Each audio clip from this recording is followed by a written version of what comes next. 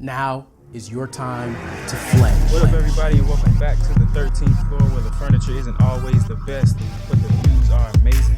We got a great show lined up for you today. We're going to be introducing or talking about some immeasurable qualities, how being a person of principle can ultimately lead you to a great, successful life. We got some great examples that we're going to be using today, but I am your moderator today, B. Jones, and I am joined by T.I. Jay Dace, back on the podcast, man. We missed you. What's happening? Hey, what's going on, people? Hope that y'all had a phenomenal day. Yeah. We got Faison. Hey, everybody. I want to thank you guys all for listening up to this. Wherever you are, if you're in the gym, if you're at home, if you're in your car, if you are at home and you guys in the background, wake up. I appreciate that. Please, you get a chance, make sure you go subscribe, tell a friend. This is great information. Let us know what you think about it. So as the CMO, I got to make sure I always plug. Let us know how you're doing. So looking forward to y'all. I appreciate it. And let's get it going. Let's get it going. We got Mr. The Q's, Mike D. What's happening? Rude, dog. Rude, bros. How's everybody doing this evening? You had a good one. Yes, sir. Doing well. El Fresher Dente is in the building. DJ Barry B. Fresh. What's happening? He is I and I is him. Slim with the tilted brim. What's my name? They call me B. Fresh. Let's get it. Let's get it. And last but not least, the prolific one, Carol Coach K. Kadayo. What's going on, bro? Wake up. Everybody, no more sleeping in bed. You making up for last week. That's what I'm talking about. Get it funky on it. Yes, sir. That's all I'm gonna give y'all right now. But hey, I want to rename. You always say the Q's, like Mike represents the whole Q nation. I want to rename him. I want to rename him the Deacon. With his Yes, Lord. Call me Deacon Rubra. My name is Deacon Rubra. Deacon Rubra. Yeah, DRB, baby. DRB. and then definitely welcome back to Jay Dace. We definitely missed him. It's been a rough few weeks for Brett because he was back to being, the youngest one. So we were hitting him up with all types of stuff and age, checking him every week. So I'm sure that out of everybody, he's probably the most grateful that you are back. But we're all happy to see you back. Hey man, you know how it is when you're the low man on the totem pole. But Jay, I'm still with you, bro. I got your back. I appreciate it, man. Because I definitely was about to say, I don't know that song that Kate started off singing. You gosh. White Noise podcast out. Going to have to get down. You gotta take your time, man. Ease into that. Leave that in. Let the world know that. That is not an edit. That is staying in here forever. No, we're going to take that out. Let's go ahead and get the education process going. So Coach K, let us know what it is, man. What we got going on. Yeah, go ahead. So it was originally made by Harold Melville and the Blue Notes, which the most famous person out of that group is Teddy Pendergrass. Teddy P, baby. And then I know you know who Teddy P is. And then it was just remade a few years ago by John Legend and Melanie Fiona. Okay. Melanie So Fiona, man. What does she sing, man? That name sounds familiar. A couple things. She's a good singer, but she's not A yet. She's like a B. She is classified as a soul singer and not an R&B singer. And so, she's in the soul category where she is still a great singer, but she does not get the public acclaim and recognition that soul singers do as opposed to R&B. I'm sorry I cut you off, Coach. No, it's all good. And she was on her way, but then she had a baby. So since she had the baby, she kind of went back under the ground. But she's from Canada as well, so then that's where she lives. So just like Tamia, she's another one that she's Canadian and doesn't get the stateside love that she deserves. Shouts to Canada. We coming there to do a couple podcasts within the next 24 months. Y'all be ready. There it is. We got a lot of different topics we're going to jump into today. We had the CEO and the CMO in Atlanta for the P7D conference, man. But before we get their take on that, when Carol first got to Atlanta, we realized that it is actually prom season now. Carol was out front of the hotel and we was just having a random conversation. He just walks out and he's seeing all of the whips that the privileged kids these days are taking to prom, from i3s to Bentleys, Aston Martins. What you were seeing out there, Carol? It's crazy what these kids were coming to the prom in. These kids would come to the prom in Lamborghinis and Ferraris, i3s, Bentleys. And for those of you who are closer to my age range, a whip is a car. He said that whip earlier is a car. So nobody worry about where we're going. I just wanted to clarify that. We span all generations. But man, it was crazy. I'm looking at these kids pulling up, and I don't know if their parents own these cars or if they were rentals or what. But even if they were rentals, it was crazy. I was just like, oh my God, like really? If Jay Dace was there, he would have said the cars were phenomenal. Oh, phenomenal. Man, just thinking about it though, man, going back to my high school years and thinking about what my prom was like. So like, no, I was not fortunate enough to be driving anybody's BMW or whatnot. I drove like a 1999 Ford Explorer, and just being able to drive to the prom was like the thing, because I think the junior prom, I actually took a limo and everything else. But that whole prom experience, man, when he brought it up, I was like, dang, man, that might be a good topic of discussion, just to see what the guys, prom experiences were like. And for me, I had my lady actually won prom queen, and I didn't win the prom king, so it was kind of a letdown or whatnot. But it was a great evening. We actually are going to get some photos of all the guys and their prom best up on the website too. But it was a great evening. I ended up doing the out all night with my friends, partying it up, walking in the house at like 6:30 in the morning. And it was crazy because I'm coming home. You already know you messed up before you even done it, but you're an adolescent. You got to live your life, right? So I'm coming in the door and my mom, she's on the couch. She sleeps on the couch regularly or whatever. So she's knocked out. I'm thinking, yes, I done made it. I get all the way to the room. I'm about to lay down. As soon as my head touches the pillow, boom, door busts wide open. Where you been? What you been doing? Why you been out all night? It's 6 o'clock in the morning and all of this. Mom is going and going and going. And you can probably just imagine where it went from there. I liken it to, that house party when kid came home from the house party and his dad would sleep on the couch. And then before he got too comfortable in the bed, that switch was on his behind. So, I wouldn't recommend that to any of my adolescent listeners going forward. But it was still a great time, man. I had a good time. Jay, you probably got the most recent prom, next to mine. How was your prom experience? 8 months ago. Oh, my bad. Dang shame. Yeah. It was many years ago, back in my day, man. You don't have to do that, man. You probably went one this weekend. Y'all know the younger generation is using that new slang. Months and years are synonymous nowadays. No, but I went to prom with me and my lady at the time, and then it was my guy and his lady. We rode the prom together, and it was a great time, man. I was fly. I'm just gonna put it out there like that. I was fly, man, with the silk shirt. I had the Stacy's on. Y'all know about them Stacy's. You know what I mean? My dad had to school me on them, but my night ended pretty well too. I think we tried to go to Denny's afterwards, but Denny's was closed. So we ended up going to Wendy's and I had a Baconator. So that was still good too, you know what I mean? But Baconator, that's when they first dropped it.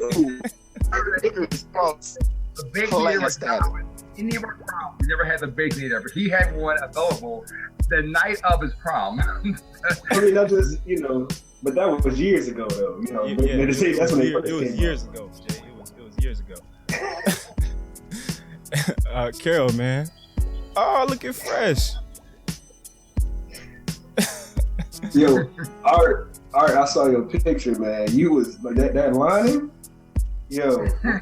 No, hold on. I'll share my story. Go ahead, Kay. Let them hear about the amazing events you had in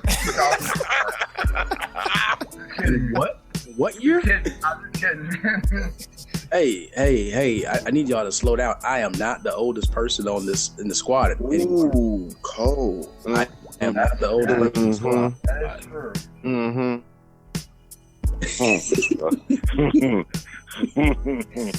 You gonna stay quiet over here. Tell us, hey Mike, can you tell us about team search?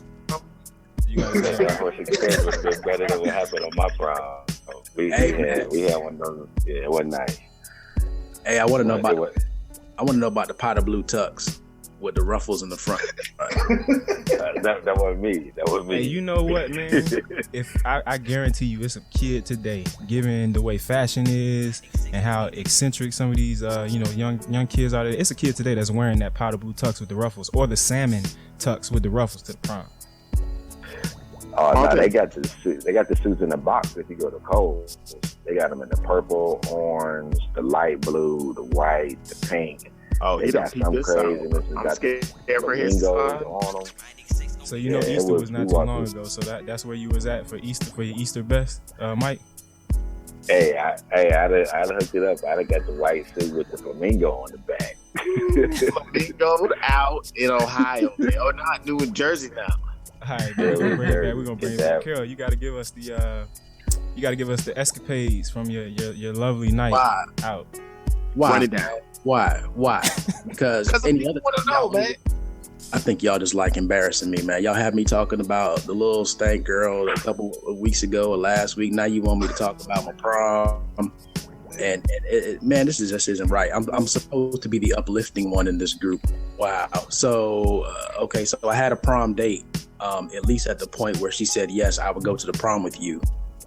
And we get to the prom and things started going south from the time we were supposed to take the pictures. I was like, hey, let's go take the pictures. Oh no, I really don't want to take any pictures. So in my prom picture, once you guys see it, I'm by myself. So everybody always thinks that I didn't have a prom date, which I might as well not have had one. So I think we might have danced to like a half a song, maybe. And then everybody was leaving and it was time to go our separate ways. And I was like, hey, you ready to go? She's like, oh yeah, but can you do me a favor? 2 of my friends need rides. And I'm like, well, what do you mean 2 of my friends need rides? How did they get here? Shut up. Who did they come here with? So, okay, things are going wrong. And back then I was a really nice guy. Not saying that I'm not a really nice guy now. What you say? So I'm like, so that's what turned you left. So I'm thinking at this point, okay, whatever. These 2 other girls gonna come with us. I'm pretty fly. I got 3 dates. I got 3 prom dates. So yeah, all right, let's do it. So we leave and it's like, oh, can you take me by my house? I want to change before we go to the club. Oh, okay, so we're going to the club. All right, this is getting better. We're going to the club. Maybe things are looking up. At 17 years old now. Yes, because I did graduate high school at 17 years old. So we leave and go to her house. So I'm waiting outside. Then she comes out and says, oh, hey, I'm going to take my car too. So now I'm really like, oh, this is all a setup, man. This is going just so terrible. We get unit. We come together. We came as one. We leaving as one. So we came as one. We left as 4. But anyway, I can't remember the name of the club. It used to be out there in Kendall. I think Mike D might remember. Mike D, was that club called Lime Key? Yeah. Yep. I ain't heard that in a minute, boy. So we go out to Lime Key. And I'm like, hey, okay, how are we going to get in? She's like, oh, well, my brother works there, so we're good. Well, we walk up to the door, and the 3 of them just rush in. And I'm like, hey. And then the guy's like, can I see your ID? And that's where my night ended. I was back home at like 10:30. Even though I had a credit card that I was given, hey, wherever you're at, just if you want to check into a hotel, that's fine. Just be safe. We'll see you in the morning. So I had freedom that I had never had, like, until that point, and then I didn't even need the freedom. I could have been back home at 9:00. Yeah, man, I definitely would have loved to swap that freedom for your night, because yeah, I could have done a lot better with that freedom. So to this day, if I ever see my prom date and she needs something, Come on, man. You can't. We gonna edit that one out because you sound like you about to be the next Marilyn Manson. Not Marilyn Manson. Whatever. Son of Sam, Charles Manson. We gotta get that out of there. No. To this day. I'm not saying that I wouldn't help her, but I'm just saying it might not be my highest priority. Action, brother. And wherever we going, we taking 2 cars. Yeah. I'll help you, but you drive your car. I'll meet you there. Easy, man. We'll get into the meat of the show. We want to definitely talk about the immeasurable qualities of a person. And it's funny because the person that I chose to highlight that, Carol actually has on a t-shirt of Ali the Great, the bad man himself, float like a butterfly, sting like a bee.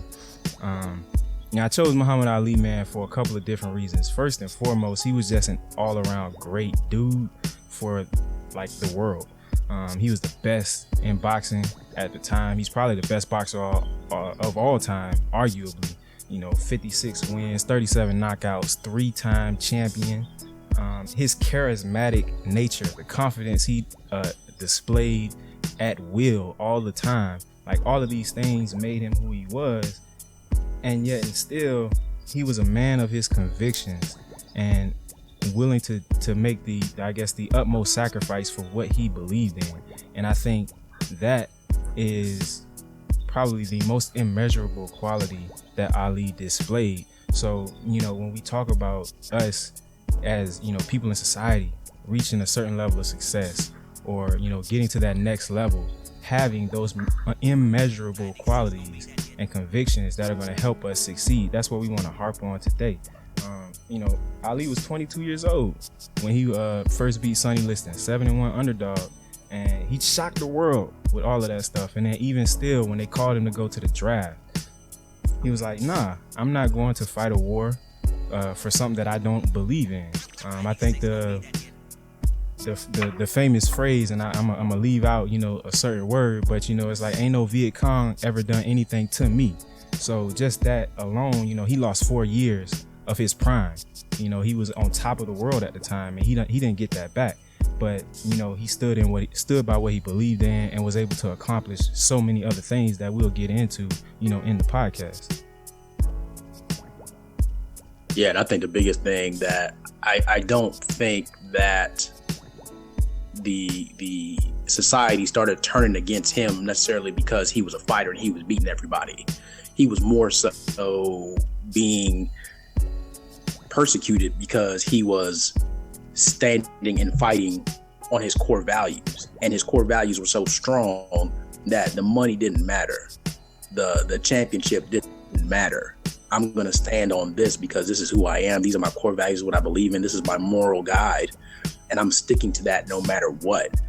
And I think that's one of the biggest things that people just at the time thought, how dare you? Do you realize how gifted you are to have the championship? How just ecstatic you should be that you're the heavyweight champion of the world. And he's like, look, this doesn't even matter to me. Yeah, I think Ali became like a movement, by standing on what he believed. And anybody who's had massive influence on the world, it's because they stood on what they believed, and they became that movement as an individual, and then ultimately gathered people to rally behind them. But I don't think, Muhammad Ali was necessarily looking for people to rally behind him. I just feel like Muhammad said, I'm gonna do what I want to do, and there's nothing that anybody else can do to stop me.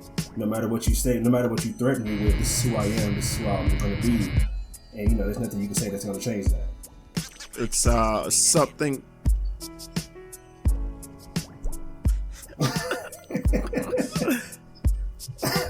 But it's definitely something we've discussed many times before, the authenticity. When you are being authentic. We got more from E. Finally got more from E. Hey, that's the title of the podcast. Yeah. When you are moving with authenticity, how about that? And you are being authentic, it allows you to be more than just yourself. You are able to resonate more with people. They see that authenticity, and they can see the genuineness behind it and use it as something to relate to, something to hold on to, and something to understand that, hey, it's who doesn't enjoy knowing that, you know, a person, a thing, a place can always be the same or have the same values or same morals, and know that I can come to that place, person, or thing and be able to, you know, find and get that comfort that I'm seeking. You can come to a noun, a person, place, or a thing. Boom! Look at that. Look at this guy. So even with Ali, man, like I don't know, he was just so involved socially, man. I think his gift was much bigger than what he did in the ring. And, you know, for him, like that immeasurable quality of wanting to help, you know, the fellow man, that integrity that he lived with, that principle that he lived with. You know, this man, he saved somebody from committing suicide at one point in his life. You know, he was a hostage negotiator. I had no idea that. And then he actually wasn't a hostage negotiator. He just happened to be in that area and heard what was going on and volunteered, hey, I'm going to go talk to this person. Wow. Similar, I think T.I. did a very similar thing recently. Yeah, to use your influence in stardom, you know, to go ahead and relieve a situation as tragic as, you know, a possible suicide. Yeah, this person was actually getting ready to jump off a building. Right. And he went up, and you could, like, I think they have footage of it or maybe I just seen it in the bio or a movie or whatever, but like basically he went up and he was kind of leaning out the window talking dude off the ledge. It was, I mean, just, you know, hey, that's something that is, that's big time. That's really big. Right. Yeah. That humanitarian like spirit that just was, you know, strong within him. So, you know, that was his immeasurable quality. That was his core value. You know, I'm gonna throw it to the team, man. So what is, you know, your core value or your immeasurable quality that you exude on a regular basis? You know, I start with Fresh. Some of my top, you know, life qualities that I try to live by are things like being confident, not being too cocky, but being confident enough to know that. That's 2 in 1 show, baby. I'm dropping them. These are gems, ladies and gentlemen. If you pick them up, they're like breadcrumbs. I'll lead you back to the house. It's a fresh house. Believe that. But being confident, being able to lead by example, especially in work, I think it's better to be a leader and not a boss. You know, everybody has seen the example of a leader being someone who is there to lead by example, show, get down in the dirt, something we've described of art, I think on the last podcast. But also that it's not about trying to dictate, but also being able to provide a level of understanding because I've been through what I'm trying to get executed. Something I've actually caught on to a lot more consciously recently is being more health conscious and being more aligned with not just eating better, but looking to do things to you know, work on my physical body and staying in shape in that form as well. So you say your values would be like being a leader, being confident, and then right now, you know, just trying to live a healthier lifestyle, you say, right? Of course, those are probably my top 3 currently. I could definitely go on in the list. No, that's fine, but it's just like the conscious decision that you have to make those core values, because it's one thing to just say it, right, but it's another thing to actually live it on a daily basis, and that practice is kind of what it takes to instill that into your life as a value, not just something that you're, you know, it's fly by night. You feel me? 100%. And I think it's the challenge of being able to push yourself to stay true to those core values that allow you to implement them into other things in your life. So being able to stay true to those values allows you to learn how to slowly be able to take the baby steps to be effective at different things that you do throughout your day and throughout your career in life. Right. So Jay, what about you, man? What would you say your values would be? Man, I'm gonna just give one big one for me is just love the next person, man, and ultimately love yourself. But love in general, that's always something that just stuck with me from being a kid to you know, to where I am now. You know, I know y'all call me young, but you know, I'm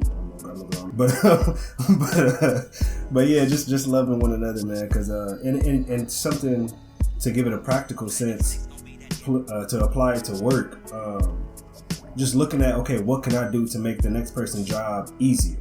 You know, what can I do today, or what can I do on a daily basis so that this person, or how does what I do relate to that person, so that way I can implement, you know, to my fullest extent, what I can do to make that person's job easier. And that stems from love, you know, because you're trying to make that person's job easier, and ultimately you're striving to be your best and you're loving yourself.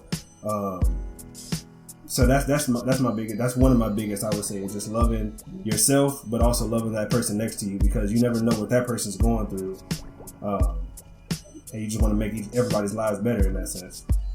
Right, man. Sharing that with the world, being that's that humanitarian piece as well. If I can jump in, I would say one of my core values is resiliency, and that's just right. And that's just knowing that whatever situation or adversity comes along, I'm bigger than that situation. I can't allow that situation to crush me. And if I can, the person that I wanted to add into this and talk about was Nelson Mandela, Madiba. When you talk about somebody that had core values, there's a gentleman there that, okay, we know about, he was sentenced to life in prison, but that wasn't the first time that he had went to prison. He had went to prison a couple times before that. And that last time just happened to be 26 years that he did before he was freed. So it's very interesting, because what kept this man going? What kept him saying, I want to keep living and getting through this? While he was in prison, his mother and his son died. He was not allowed to come out to go to their funerals. I don't know if you guys know, but while he was in prison, he also had prostate cancer and had surgery. Now he's a prisoner. So what was the quality of that operation, right, or that procedure? At that time too. Right, at that time. And then he also had tuberculosis very close to before he was released. So now you're looking at how did this man stand by this? How did this man stick to it and never give in? And one of the famous quotes that he said when he was on trial, he said, I have cherished the ideal of a democratic and free society in which all persons live together in harmony and with equal opportunities. It is an ideal which I hope to live for and to achieve. But if needs be, it is an ideal for which I am prepared to die. That's heavy to me, and that's something that always sits with me, because how many people are out there willing to die for their core values and for what's morally right to them? I think it's realizing that everything in life that is around you is bigger than you. You play a part in the harmony of what goes on in the universe, and you got to do your part. And anytime you don't listen to where you're supposed to go, you talk about our core values. Mine has always been humility. So you can't think too highly of yourself that you are in control. You're in control of nothing. As much as you can focus on what you want your day to be, those things that are supposed to happen inevitably will. And that's why you got to be flexible and be able to change plans, because your path has already been laid out for you. So mine has always been humility, faith that the path that I'm walking on and the direction that I'm going is the way that life, the energies of life, the universe wants me to go. So that way everything is always going in a positive way. And I focus on that to try and make sure that I'm always thinking about positive energy. I'm always attracting something to me that will make my personal life, my family, and those that surround me better. And as long as you do those three things, you're good. But I think when you talk about like Nelson Mandela, when you talk about Muhammad Ali, they realized that their individual life was bigger than anything that they can imagine, and they just kind of gave in. It was like, whatever I'm supposed to be here for, that purpose, whatever that idea is, I'm willing to go to the ends of everything, because that's what I'm here for. Right. And we don't want to confuse the listeners when we say they gave in, because they didn't give in to the pressure or the situation, but they went all in with what their core values were. And I think that's where some people struggle with life, is that you have a hard time making decisions because you don't know your core values. And I think once you discover your core values, it makes it a lot easier for you to make daily decisions. And I'm not talking about things like, where do you want to eat? Because that's the first thing I know that one of our wives will come back and be like, oh, well, if you align with your core values, you know what we're going to eat for dinner. So let's just put that to rest now. We're talking about a little bit more life significant things. Just to piggyback Hey, but Brett, before you...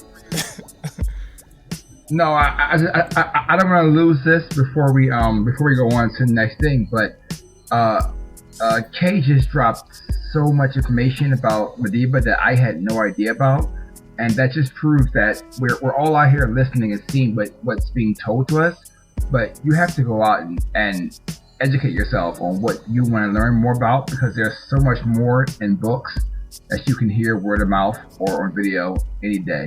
It's just like BJ noted a couple podcasts ago. Even though it's called a search engine, you still have to research, and being able to utilize the tools that you have in order to educate yourself more deeply with what's going on and really give yourself a better base of yourself. You know, it's no different than a business. If you have kind of a starting point, a base in your life, in your business of what you need to do, it helps you grow and establish where you want to take yourself. So, okay, before Brett takes over and he's about to change to the next topic, I want to make sure that everybody out there really understands what you just said about Madiba. Can you just say the last three things of what he went through in his year while he was in there? What he went, those big three things you said. Can you educate us all again one more time? Mother and son died, and he wasn't allowed to go to their funerals.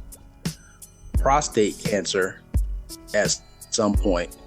Came out to have the surgery, and then they put him right back in.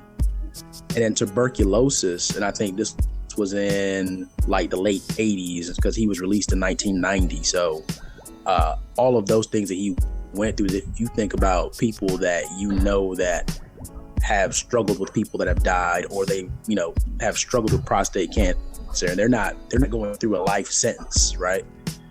Tuberculosis, a lot of people die from tuberculosis, but this man survived all of that because he knew that he was living for a higher purpose, and that him living meant so much to a whole to all of South Africa and the world. Yeah, man. So marinate on that, for a minute. And while you're doing that, I think this is a great opportunity for our listeners to take an inventory of those core values before we jump into the next segment of talking about principles. Take a second. If you're in your car, turn on the voice recorder. If you're at work, get you a sticky note. If you're at home cleaning the house, listening to the podcast, get your dry erase board where you write all your things that you got to do for the week with the kids and everything. Take an inventory of those core values. Look at them and see how they align with what you're trying to do in life.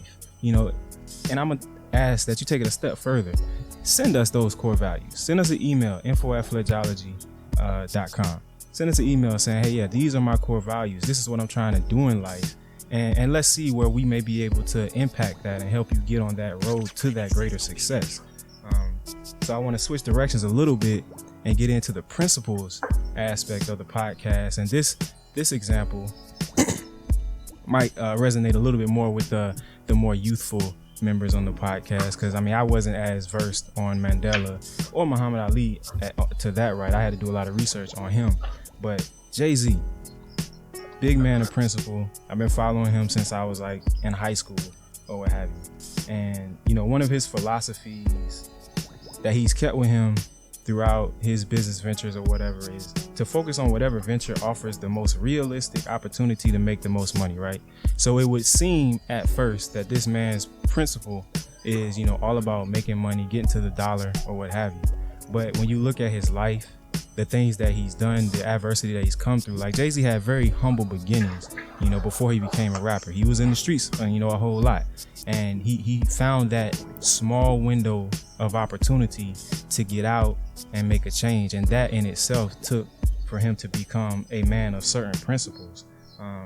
Three of the principles that have been very apparent with Jay, from his time with Rockefeller up to the creation of Roc Nation, now with Tidal. One of them is knowing when to cut that dead weight.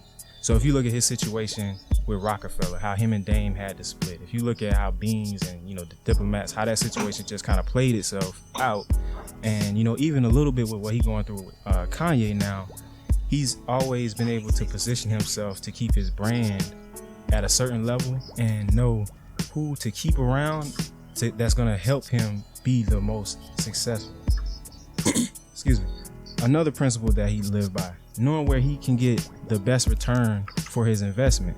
At one point, Jay-Z was offered a book deal, had the writers come in, say, hey, we want to write a book on you, do your biography. And his first question to them was, okay, so what's in it for me? And at that point, it's taking the leverage out of their hands and putting it back into his court, because he knows I could probably do this book myself and make all of that publishing money and everything and get all of the rights and all of the accolades myself. What do I need somebody else to do that for me?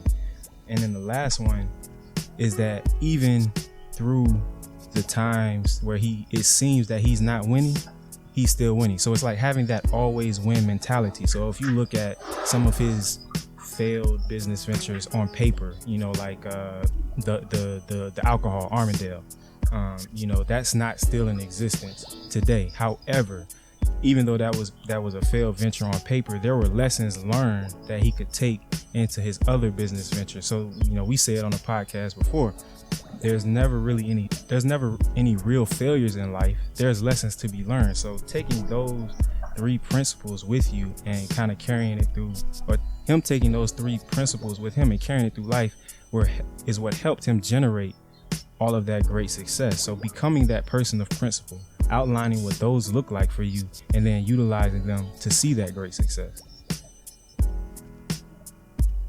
It's him understanding that, just like he says, he's not a businessman, he's a businessman. He understood at a very early age that there was more than just his lyrical content that was going to be able to propel him to success. He knew from a very early age that if I made sure to hone my what I'm talented and gifted at, that I can go ahead and use this to take me to the success and the heights that I really want to. Understanding that life is a long lesson, and that if I take something like Armadale failing and use it as the broken crutch in my venture and let it stop me, it's worthless. Instead, if I'm able to take the experience, what I learned from it, the business structure, what was good about it, what was bad about it, and take it and implement it into my next venture, then that's how you utilize, those so-called failures as a new path to success. There are so many Jay-Z quotes out there that I don't know if people pay this much attention, but if you think about what he has done for hip hop, one of the quotes that I like is he says, they say a midget standing on a giant's shoulders can see much further than the giant. Yep. So I got the whole rap world on my shoulders. They trying to see further than I am. Yep. I mean, that's just so huge, and just speaks to what it is that he was trying to accomplish. Like, how many people are out there in the industry and that's how they're thinking, right? Because other people would be thinking, well, if his album sales go up, then maybe my album sales go down. I don't get as much money, and that's it. But he's like, no, I'm just trying to open doors for people. Right, and not only that, I think in that quote, what I hear is, and even in the song, I can't think of what exact song is, but I know the quote. You got the rap game on your shoulders trying to see further than I am. He knows he got people on his back that's trying to basically get to his spot, so that I think utilizing that as a driving force to, continue to make, great music, continue to carry his brand in a specific light so that he sees, great success, not getting stagnant or just taking the success that he's reached and be like, oh, I'm good. Meanwhile, you got, I don't know, the DMXs of the world at that time, the Nas's, whoever, just that are right there on his coattails trying to, I guess, one up him and get that spot. So yeah, man, I think it's really important to have those principles, have those core values outlined, and utilize those, get them to align into what it is that you're trying to actually accomplish in life. Yeah, it makes sense that how we go from Jay-Z, but then we never think about the team he has with him and how as much as he's developing himself and he's becoming bigger and better and stronger, he's always kept a core team with him, and then he's always able to expand to a bigger team. And that team didn't come from his same humbling beginnings. He had to grow as a man. He had to mature as a businessman. But you still have to have the humility to keep those who are with you from the beginning and those who supported you and those who stuck by you through the tough times with you. But know when to say, hey, you've reached your ceiling and you weren't able to go any further, but now I'm going to be able to develop myself. And I'm sure he's going to many classes and he's going to many seminars, and he's had one-on-ones with the top 10% or the top 1% of the world in order to get stronger at it. So as you go on, you got to find your 1%, and then when your 1% gets better, you go to the next 1%. You keep growing up, but the minute you stop searching for success above you, you fall into the platform of being just an average person. Exactly, man. Exactly. And that takes me back to, a point we were talking about earlier, man. The weekend, you guys were in Atlanta, you were at the P7D. Carol, how was that, man? What was that experience like? Because we did the Stay Ready tour earlier a couple months ago. We talked about going to P7D. What was that experience like? And what is P7D? So I'll start there. P7D is speaker training that was hosted by Eric Thomas, the number 1 or number 2 speaker in the world, depending on what platform you go to, what medium you research it on, and ETA and his whole squad. And guys, what I tell you, like outside of Eric and ETA, when you talk about surrounding yourself with people that will have a positive influence on you, we were in a room with hundreds of people for 2 days and a half. That the energy was just so positive and impactful that Eric and those guys didn't have to say anything. That was just the icing on the cake, because you had people that were networking, you had people that were just starting out in business, or people that were multi-millionaires, and everybody's just exchanging information. And it was just such a great thing to be a part of. And I think that's what makes Eric Thomas, E.T., I was referring to him as E.T. going forward, that's how most people know him. That's what makes E.T. so big, is that the energy that he creates, or not necessarily the energy he creates, but the people that he draws, he doesn't have a choice but to be that loud, rah-rah guy. And for those of you who have never seen him in person, he's not 100% rah-rah-rah all the time. But that energy release has to happen at some point, because it's just building in the room. I mean, you can feel it. It's like electric. Like at the end of the day, you're exhausted, like you had ran a marathon, because of all of that exchange of information. So just to be there, and then just, man, all the stuff they shared. And this was what we paid for this was priceless. And it was at a much lower rate. And some of the things they shared, I mean, they gave us the blueprint of what got them to where they are and what they think you need to do to continue to be successful. And it was phenomenal, man. I'll let Faison talk on it a little bit, because he was there too. Yeah, it was. I don't even know where to start, because the expectation that I set when I told Kay, I said, all right, this had better be good. We've invested in you to go here. I'm going to come support and learn. But just as much I want you to learn the speaking aspect of the background, I want to learn about the business. So if you're going to go there, he needs to be able to teach me how to help you be the number 1 speaker in the world at some point. And that was there. I mean, they literally gave us, like Kay said, the blueprint to how to do things in front of the house, behind the curtain. I mean, there was no question unanswerable. There was no shade. There was nothing. It was an open book. And I got to really understand the process behind it. I got to talk to the video guys call. I got to talk to CJ, the businessman. I got to talk to Josh, the money man. Like, you get to see and hear all those things and understand that, which motivates me to come back. And I light a huge fire under our boys here to make the next step. So you're going to see some movement happening, but just know that it's not about getting it all and keeping it for yourself, because if you're not here and you don't pass information on, it dies. And that's the problem that we tend to have sometimes, is that we want it all for us. We think that if I give you this information I share with you, you're now my competition, but you're not. Because there's things, my story and Carol's story and ET's story and Joe Schmo's story isn't the same story. So why are you trying to keep, and KO say all the time, you gotta share your talent. You gotta share your gift with the world, because that gift can make other people, amazing.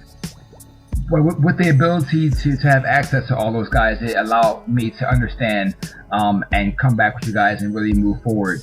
So it's something that was, like Carol said, it was priceless, man. It's a priceless opportunity to go out there. I am appreciative. I have a newfound level of understanding for ETA and respect for that whole entire team. And it's the connections I made for me personally, and for me as a business person, was in Jay's word, it was phenomenal. So it allowed me to do that, and it was great. So it was awesome. Well, since you brought Jay back in to the podcast with the phenomenal, before we head to Carol's closing, I definitely want to give Jay the opportunity to kind of give a message the same, because he says something around, not knowing yourself and your yeses being no's or your no's being something like that, in regular conversations. I wanted to give him an opportunity to put that quote out there again, because I think it was more profound when he said it the first time than what I just said. So I want to give him that opportunity. Like Kay mentioned it a couple podcasts ago, before you can know what you want, you got to know who you are. And when you know it's easy to say, like, when you don't know who you are, your no's are not no's and your yeses are not yeses. But when you know who you are, it's easy to say no. It's easy to say yes, because you know who you are, and then by knowing who you are, you can further know what you want. And when you know what you want, you can know what you have to do to go and get that. The intern been studying. He's been studying. This man went to a cave, ladies and gentlemen, in like Antarctica or something. It was cold in there. It was definitely a cold cave. But he came back out like ready. Martin. What? He came back out Nazi rumpa hairdo. Oh, yes, sir. The beard and everything. My man's. But no, so I totally agree with T.I. Before you know what you want, you got to know who you are, because you don't know what you need to continue to bring out who you are. I want to talk specifically to the people that are like I used to be. I used to be a person that I just used to say, hey, I know I have a gift. I don't know what it is. I know there's something important I'm supposed to do in life. I just don't know what that thing is. And I sat around waiting for a sign or for somebody to come along and kind of give me some clues as to what it was. And now that I'm a little bit older and I've experienced some things, and after being at P7D this weekend and encountering other people that are in that place, I now know that what it was is that I hadn't identified what my core values were. And because I didn't know what my core values were, I had no center, I had no base. So I wasn't anchored to anything. And if you don't believe in anything and you don't have a moral guide, a moral compass, you will miss the journey that you're supposed to travel. So I challenge the listeners out there, and even if you're successful, because you might be successful. And I think another one of Jay-Z's quotes is that the worst thing is to be successful as someone else.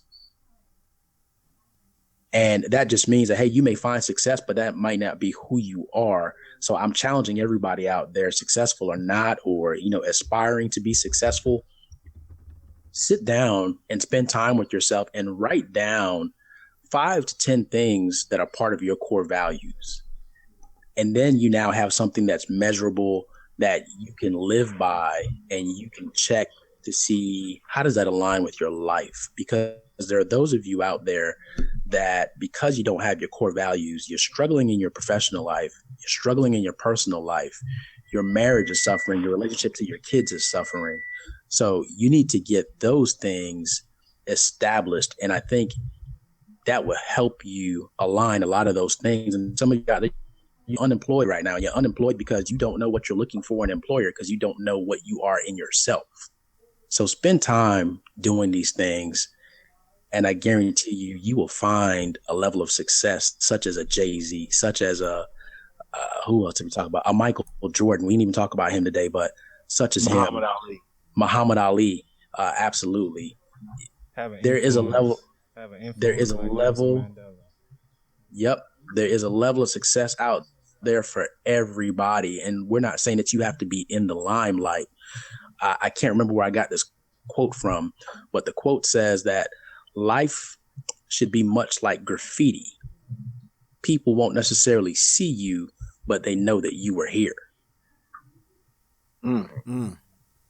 There it is, ladies and gentlemen. That's my time. I'd like to remind you all that this podcast is brought to you by the motivators at Fledgeology, where the mantra is leap, grow, fly. Fledgeology, of course, is the motivational speaking and life coaching company that is committed to exposing you to the potential of your dreams so that you can get out of your comfort zone and on to living that extraordinary, purpose-driven life. Gentlemen, great show. I appreciate y'all on the show today. This is almost a milestone for us. This is show number 20. So we definitely want to clap it up, give it up for ourselves. We 20 in the game, getting better each show, getting better each day. Yes. Yes, sir. But there it is, man. That's the show here on the 13th floor, where the furniture isn't always the best, but the views are amazing. 20. It's amazing. I'm the reason. Everybody got up this evening. Exhausted. Holding on to what I believe in.